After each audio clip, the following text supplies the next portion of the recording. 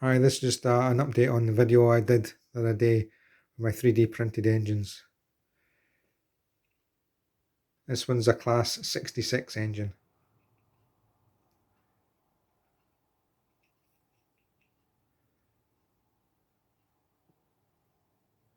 See, the detail's really good on them.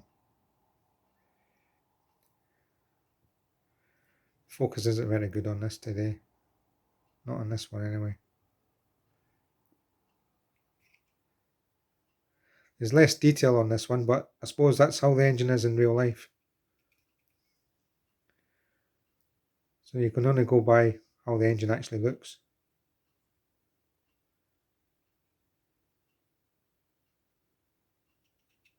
But the 3D printing is really good. Well worth a visit to the rustyrailsmodeling.com website. It's got loads of other different stuff there. Thank you for watching, and if you can subscribe to my channel, much appreciated any comments made. Thanks again.